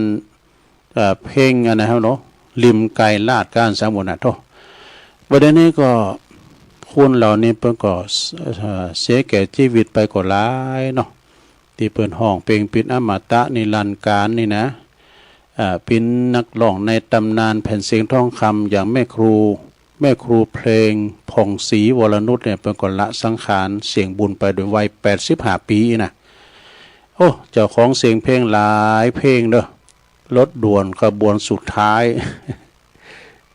แล้วก็เพลงทับหลายเพลงนะห้องแก่ต้นมาสมัยสุรพลสมบัติเจริญปนะดุแล้วก็เปิ้นก็กำลังเสียงบุญไปโดยวัย80 ปลายเนาะสถาเนี่ยสถาญาติการฟังนี่มีลักษณะอย่างการฟังเทศนี่เนาะฟังเพลงก็ไปแบบในฟังเทศแต่ก่อนนี่กันพาน้อยเทศทำเนี่ยมันไหลเราเนี่ยฟังอย่างน้ำไหลนะคุณเฒ่าบ่จะนิ่มนะดักฟังกันในแบบเปิ้นว่าดักจือกือมันลือฟังธรรม ฟังไปตามน้ำตามธรรมไปแต่บางคนนี่อันนั้นปอน้อยเนาะปอน้อยละล้านไปขึ้นเทศธรรมแล้วไปเป็นพระย่ะล้านไปขึ้นไปเทศธรรมก็อย่างตุลุงไว้กันอันนาปอน้อยลูกเตียวไปพอสลายแหละไปพอสลายเยการเนี่ยว่าอันก็มีเนอะสถาเนอะก็มันก็ไข่ปิ้นนักเทศเหมือนกันหมดอ่ะลุงเอ้ยแต่มันก็ยังว่าได้มันจะเหมือนกันหมดมันก็บ่เหมือนนะสถาบางคนนี่เป็นนักเทศเนาะเทศเอากาบก้าเทศบรรยายก้าในบทโตคิวติดกันเป็นเจิมเนาะอย่างนักร้องเสียงทองบุญเนาะที่เปิ้นนั้นเป็นผ่านนักเทศนี่นะอย่างตุลุงทองเมื่อก่อนนะเนาะไปงานหนึ่งจับงานหนึ่งไปตึมกลางวันไปตึมกลางคืนน่ะพระครูโสพลบุญญาภรณ์นี่นะวัดโสพนารามเนี่ยโทษตุลุงก่อนนี่มูลประมาตีนเหมือนกันเนาะเตดน้ำเตดทำเรื่องจุดโจกาสัปปะเนี่ยเดือนนี้ก็ยังเป็นอมตะนะเขาก็ยังฟังไปอยู่ฟังก็มนอกมนใจฟังก็มนอกมนใจมันเป็นติดกรรมตัดลกโดยนะเป็นธรรมะด้วยเนาะฉะนั้นศรัทธาญาติโยมทั้งหลายการฟังนี่ก็มีหลายระบบหลายอย่างฟังกบฟังกับฟังเก็บนี่สมัยข้างพุทธกาลนี่พระพุทธเจ้าเพิ่นจะไปเมืองโกสัมปีนี่ศรัทธาไปพร้อมกับพระอานนท์ซึ่งเป็นพระอุปถากพอถึงกลางป่างามใหม่ศรัทธาก่อนนี้มันมีวัดมีวามอย่างแต่ว่าเถอะเนาะอยู่ตามจุมโปกัมจังกาอยู่ตามป่าจ้าป่าเฮวก็ไปปราศัยอุบาสก5 คนอุบาสกก็คือปัจจัยนะก่อนมาขอฟังธรรมกับพระพุทธเจ้าพระพุทธเจ้าก็เลยยุดยั้งเนาะนางอันตีสมโคนแล้วก็แสดงธรรมให้อุบาสกถึง5 คนนั่นนะฟังไปเทศธรรมแต่สักกึ่งสักกลางเนี่ยปรากฏว่าคุณเท่า5 คนฟังธรรมเหมือนกันสักอย่างว่ะคนหนึ่งฟังธรรมไปแล้วก็คนหนึ่งนี่ฟังธรรมไปแล้วอย่าฮือน้ำได้เล่ามึนเลยได้ฟังธรรมไปแล้วก็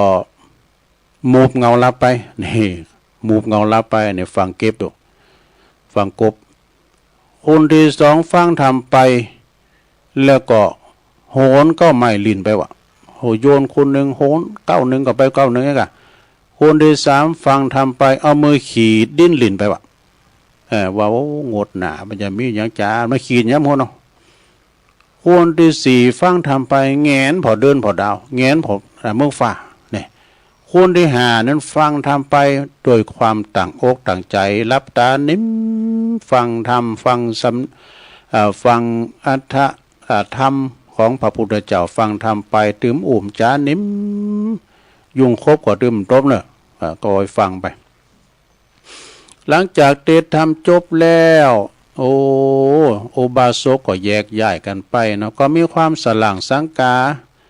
ในตนโตของพระอานนท์ซึ่งเป็นพระอุปถากปัตวีอยู่ตั้งหลังตลอดเวลา ก็เลยทูลถามพระพุทธเจ้าว่าทำไมอุบาสกถึงหาคุณนี้ยังฟังธรรมเหมือนกันสักอย่างไปคุณอย่างนะพระพุทธเจ้าก็เลยบอกกับพระอานนท์เนาะตัดบอกกับพระอานนท์ว่าโอ้ดูก่อนเนอะอานนท์เนอะคุณตึงหานี่สั่งบุญมาเหมือนกันว่านะไปคุณอย่างคุณแรงเนี่ยฟังทำไปมูบเงาลับไปก็คือจัดเลี้ยวปังหลังได้เป็นกบ ได้เป็นกบอยู่ในหูในปอดในหูก็ฟังไปเหมือนกับกบเถ่าเฝ้าดอกโบยกะฟังไปก็รับไปหมดได้หัวคิงเนี่ยอย่าเปิ้นฟังทำตุลุงเตนเจ้าอะกะอีป้อนอนบัดรับนะดูรอตุออกรายการรอตุเตะทำกันตั้งน้ำโมเนี่ยมาดึงหนังตาตุยไปเตื้อนึงใครรับอ่ะถูกเป็นว่าทำมันเป็นทำกล่อมรับเลยนี่อันน่ะตุลุงเตะแต่นี้จะรับในอยู่นี่ อันนี้ฟังทำไปแล้วก็มุบเงาลับไปจัดเลี้ยวปังหลังในปิ้นกบจะได้บุคคลที่สองฟังทำไปโหนโยนเก่าไม่หลินไปปิ้นว่าในอดีตชาตินั้นคือปิ้นว่านอนมาก่อนคือปิ้นวอกปิ้นลิงฟังทำไปก็โหนก็ไม่หลินไปนี่ก็ฟังเหมือนกันจะฟังนะมีเหมือนกันนะสัทธาญาโยมบางคนเนี่ยฟังทำไปแล้วมืมอยู่นิ่มเนาะก็เก็บก๊อกเก็บก็น่ะย้ายนะเป็นบ่ล็อกก๊อกแก๊กนะตุลุงไปเคิดท่านอาจารย์เขินคำอาจารย์เขินคำนี่เปิ้นสุมาเปิ้นคุณดูนะเปิ้นจะวานอย่างไผนะเปิ้นเอาสองหน้าคุณหลายนะเปิ้นเป็นเจ้าคณะอำเภอป่าสร้างเก่าเปิ้นไปตีทำงานศพตุเจ้าแล้วก็ตีทำอยู่กลางวิหารนี่ก็สัมมันบุคคลสำคัญต่างหน้าเนาะหูกันนี่หูกันไปเปิ้นเทศบรรยายดูเปิ้นเดียวเปิ้นย่างเลยยุดว่าสู้จะฟังก็สู้ฟังกูย่างเดี๋ยวนี้ละตัวลุงคนนั้นนะใจหายวาบอันนั้นดักวิทย์หมดสัทธาญาโยมทั้งหลายก็สู้ฟังกูย่างละเปิ้นว่าเปิ้นออกไม้กันนะเปิ้นจะเล็งหน้าดูถามท่านมหาวิษณุหรออันเพิ่นอยู่มาตัว3 ปีกันนะถึงไหนการฟังเทศน์ฟังธรรมนี่ก็ต่างอกต่างใจ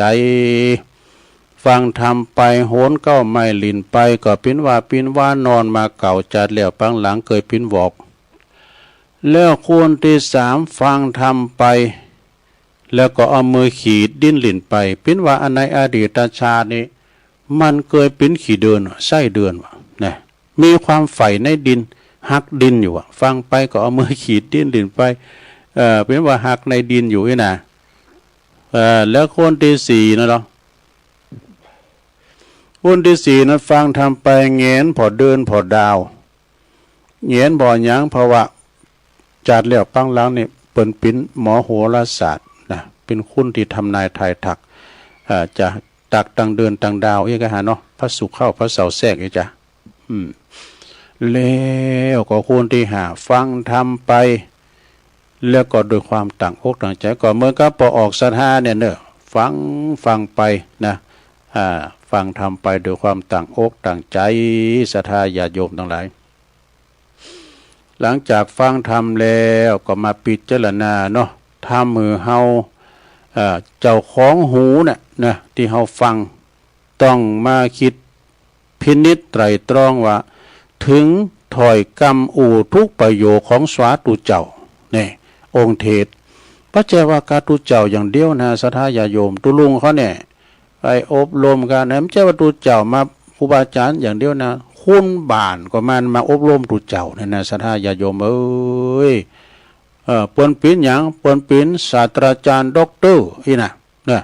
เปิ้นก็เปิ้นมาถวายความรู้อย่างเปิ้นว่าน่ะวันนี้ก้าวกับผมแนะนำตัวเนาะได้มีโอกาสเป็นมงคลอย่างยิ่งที่ได้มาถวาย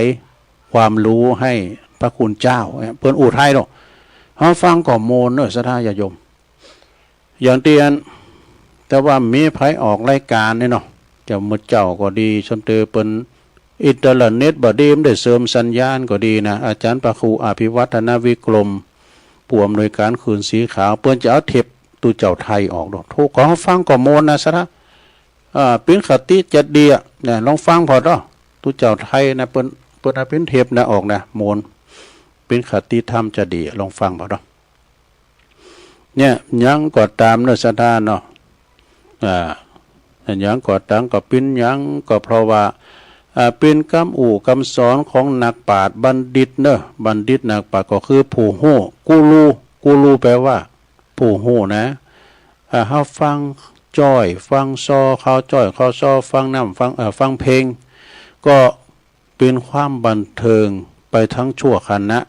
ถ้าผ่านไปมันก็ไม่จีรังยังยืนเนาะ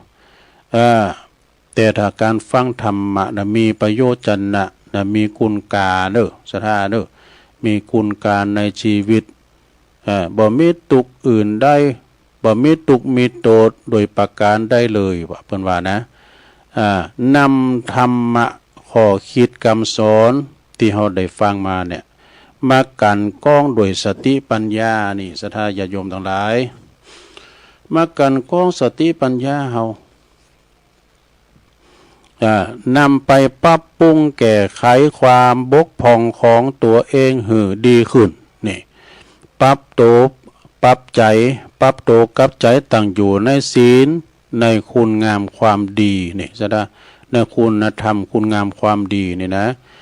แต่ว่าปุถุชนควรเฮาส่วนมากนี่นิสัยก็ชอบฟังแต่เรื่องอัปมงคล นะเรื่องที่บอดีของผู้อื่นชอบเก็บเอามาวิพากษ์วิจารณ์กันนะชอบฟังคำติฉินนินทาว่าให้ปลายสีของผู้อื่นแล้วก็ชอบจดจำได้ดีนักแลเหมือนกับถังขยะว่าเป็นว่านะเหมือนกับถังขยะชอบเก็บเอาของเน่าของบูดของเน่าของเหม็นฟังธรรมะเนี่ยคำสอนแค่ว่า15 นาที25 นาทีโอ้ยบ่นเจ็บหลังเจ็บแอวว่าที่ลิ้นไผ่ตองคืนหุงบินอย่างแล้วก็จะเอาบุญเอากุศลได้ตีไหนหรือจะยืดเพราะว่าหรือยืดคำที่ว่าฟังธรรมฟังกรรมธรรมกินพริกดำกับข้าวนี่นะถ้าฟังธรรมคุณที่เปิ้นกินเหล้ากินจิ้นลาบถึงวันโทษนี่นะหรือว่าเขาจ่อยบันเฮาเปิ้นว่าแถมเปิ้นกล่าวแถมบทหนึ่งเปิ้นว่ามีคติเตือนใจว่าเปิ้นโจรไปวัดก็ปิ้นบินหน้าต่ำเบื่อบินหลังต่ำเปิ้นโจรไปวัดก็มาบินหลังต่ำเปิ้นโจรไปฟังธรรมก็ซ้ำหนีหน้าบ่ฟังคำสอนศีล8ศีล5ครูบาสังฆครูบาเก่าจี้นี่นำธรรมคำสอนก็บ่ลบหลีกลี่บ่จำถี่ถ้อยฟังกรรมพองก็เป็นน้อยพองก็เป็นนานนั้นจะบรรเทาเนอะอื่นบุญอันเข้าป่าดงดำเอาเป็นตีจังนี่พระพุทธเจ้าเพิ่นตรัสไว้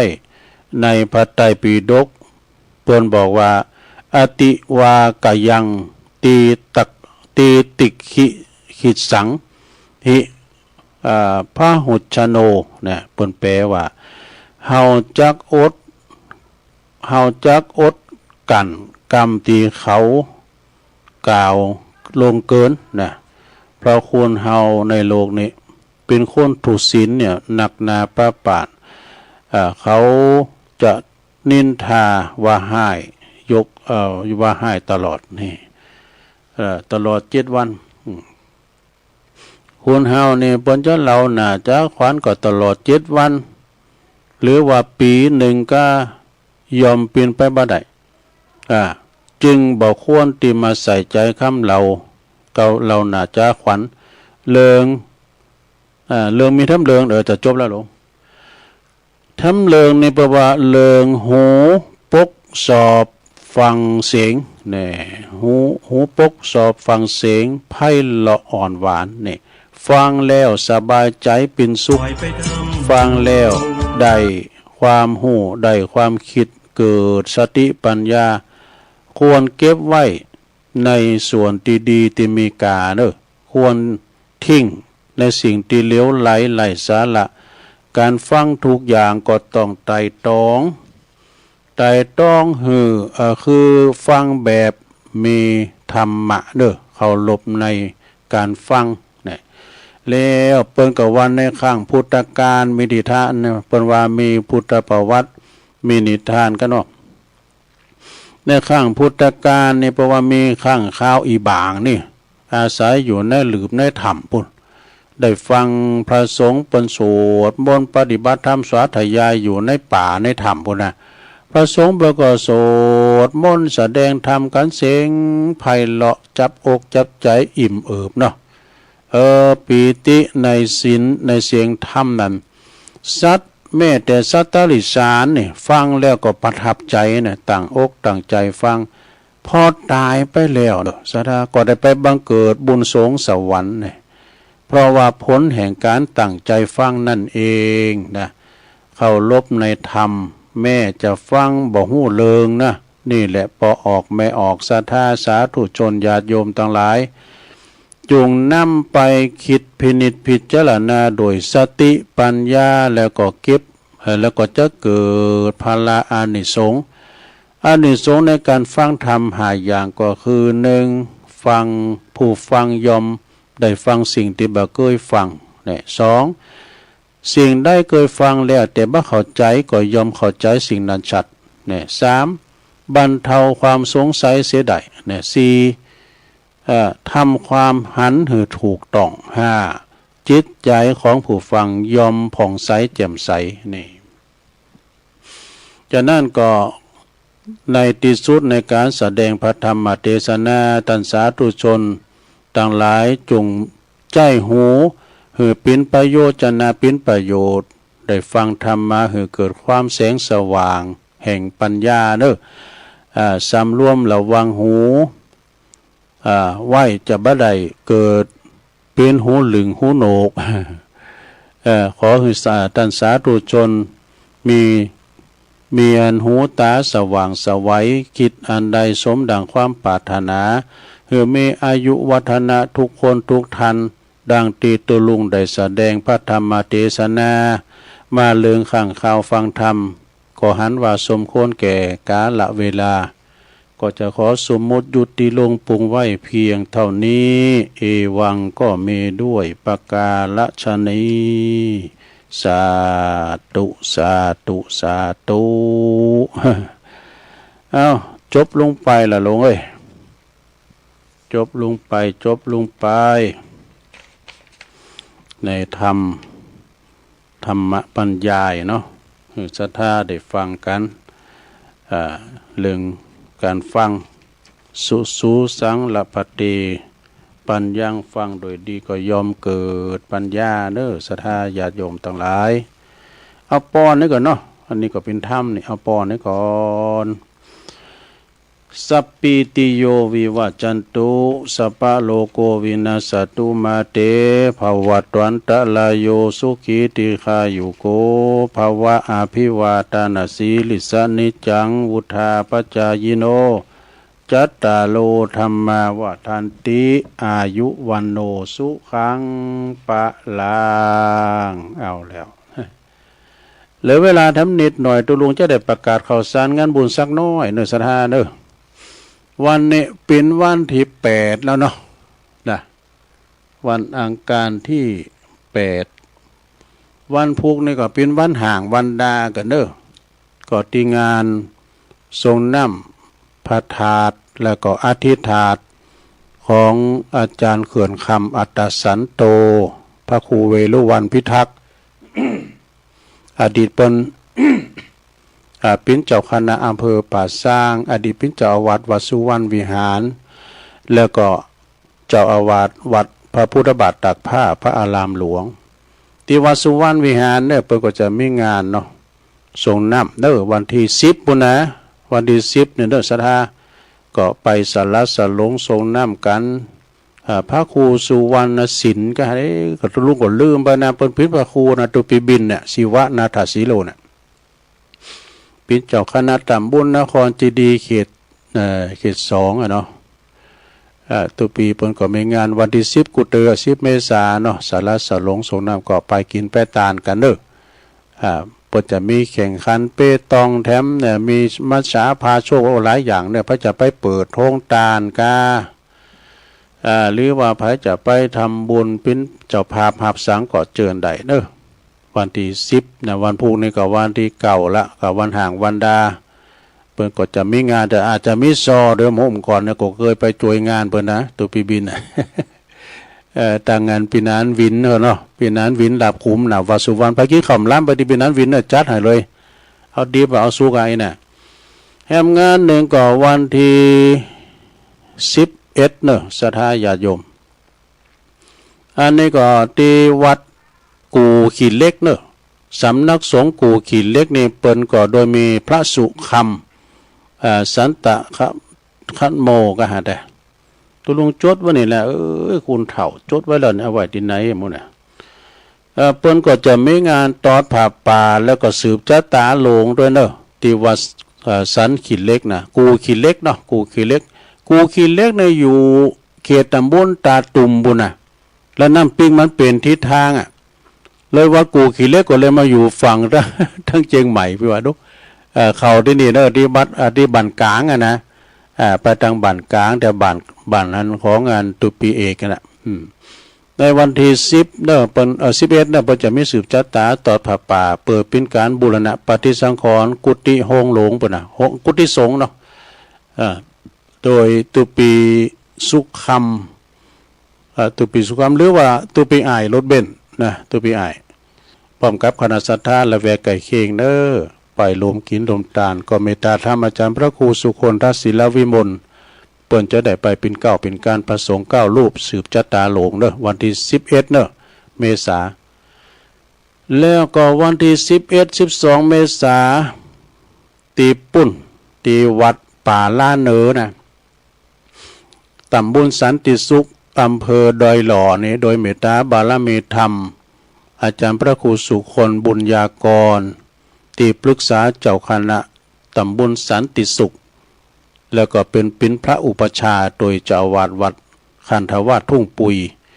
แล้วก็เมตตาธรรมอาจารย์พระครูวรธรรมมานาถเจ้าคณะตำบลองค์ปัจจุบันเด้อ